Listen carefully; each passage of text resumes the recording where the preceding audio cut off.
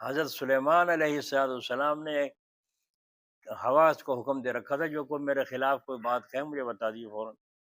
ہوا نے سی I D کر دی کہ اللہ کے نبی آپ جو جا رہے ہیں لشکر جہاں اترنا ہے وہاں کیڑیاں پھر رہی تھی، تو ایک کیڑی کے سردار نے یوں کہا ایک کیڑیوں بلوں میں گھس جاؤ، سلیمان علیہ السلام ان کا لشکر آ رہا ہے، یہاں پڑاؤ ڈال لیں گے اور وہ پیروں میں تمہیں رگڑ دیں گے، انہیں پتہ بھی نہیں چلنے کا، لہٰذا اپنے اپنے سوراخوں میں جلدی جلدی گھس جاؤ، انہیں پتہ بھی نہیں چلنے کا، جان کے نہیں ماریں گے وہ۔ تو معلوم ہوا کہ جان کے مارنا پاپ ہے۔ تو اللہ تبارک و تعالیٰ نے قرآن کریم میں کا ذکر فرمایا ہے، یا ایھا النمل ادخلوا مساکنکم لا یحطمنکم سلیمان وجنودہ وہم لا یشعرون، انہیں پتہ بھی نہیں چلنے کا اور وہ تمہیں پیروں میں رگڑ دیں گے، مسل دیں گے، کچھ پتہ نہیں چلنا ہے، جلدی جلدی اندر ہو جاؤ۔ تو حضرت سلیمان علیہ السلام نے فرمایا اسے کیڑی کو پکڑو، اسے پکڑوا کے ہاتھ میں بٹھا لیا امیر صاحب کو، بادشاہ کو، اس کو، اپنی فوج کے، اپنی پارٹی کے، بلا کے پوچھا اے کیڑی تو کون ہے؟ اب میں بادشاہ ہوں اپنے قوم کی۔ اچھا بادشاہ ہے تو؟ کہاں؟ تو میں بھی بادشاہ ہوں اور نبی بھی ہوں، یہ بتا تیرا درجہ بڑا ہے کہ میرا درجہ بڑا ہے؟ تو کیڑی نے کہا میرا درجہ بڑا ہے۔ تیرا درجہ بڑا ہے؟ سلیمان علیہ السلام مسکرا کے پوچھے تیرا درجہ بڑا ہے؟ فرمایا ہاں جی، ایک اللہ کا نبی بھی ہے اور ایک دنیا کا بادشاہ بھی بڑا ہے، اور اس کے ہاتھ کے اوپر میں اکرام کے ساتھ بیٹھی ہوں، تو درجہ بڑا ہوا کہ نہ ہوا؟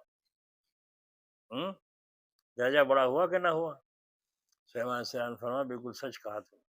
فتبسم ضاحکا من قولها، سلیمان علیہ السلام مسکرائے اس کی بات سے، تو اللہ تبارک و تعالیٰ نے کیڑی کا ذکر قرآن میں فرمایا۔ میں نے دیکھا مولانا حفظ الکبیر صاحب رحمۃ اللہ علیہ، اللہ ان کے قبر پر رحمت فرمائے، وہاں آدم پور کے جلسے میں آئے ہوئے تھے، وضو کرنے کے لیے لوٹا بھر کے چلے بیان سے پہلے، تو ایک جگہ بیٹھنے لگے، وہاں سے اٹھ کے چل دیے، پھر دوسری جگہ، پھر تیسری جگہ۔ میں نے کہا مولوی صاحب کیا بات ہو گئی، وضو کی جگہ نہیں مل رہی آپ کو؟ میں جہاں بیٹھتا ہوں وہیں کیڑیوں کے بل نظر آتے ہیں، وہ گھستی پھر رہی ہیں، تو میں وہاں وضو کروں گا پانی ان کے بلوں میں گھسے گا، اللہ کی مخلوق پریشان ہوگی میری وجہ سے، تو ایسی وضو سے کیا فائدہ جس سے اللہ کی مخلوق کو تکلیف پہنچے۔ حضرت سلیمان علیہ السلام کا واقعہ بھی انہوں نے پڑھا ہے کہ حضرت سلیمان علیہ السلام کے کپڑے پہ وہ چڑھ گیا مکوڑا، تو آپ نے یوں چٹکی ماری انگلی دبا کے اور بڑی دور جا کے پڑا زور سے نیچے، تو چکر کاٹ کے جب ہوش آ گیا اسے، تو اس نے کہا اے سلیمان میرے چوٹ لگ گئی، میرے چوٹ لگ گئی، آپ نے اتنی زور سے جھٹکا ہے، لہٰذا معافی مانگو مجھ سے۔ تو سلیمان علیہ السلام مسکرائے، فرمایا تجھ سے معافی مانگے؟ فرمایا ہاں مجھ سے معافی مانگو، میرے چوٹ لگ گئی ہے۔ اچھا کوئی بات نہیں، مت معافی مانگیے، اللہ تعالیٰ کی عدالت میں فیصلہ ہو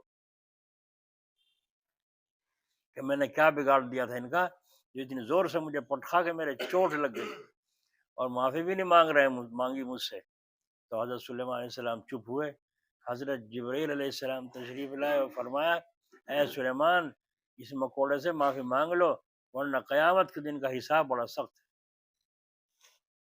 تو سلیمان علیہ السلام نے معافی مانگی، تو ان ولیوں کے سامنے، ان اللہ والوں کے سامنے یہ قصے ہوتے ہیں نا، اس لیے وہ کیڑیوں پر بھی رحم کھاتے ہیں، مکوڑوں پر بھی رحم کھاتے ہیں، اسی لیے حکم یہ ہے ایک وار میں اگر کوئی چھپکلی کو کریلیا کو مار دے تو 100 نیکیاں ملتی ہیں ایک وار میں، اور 2 بار میں اگر مرا تو 50 نیکیاں ملیں گی، گھٹ گئی، ایسی طاق کے مارے کہ ایک ہی بار میں کام ہو جائے۔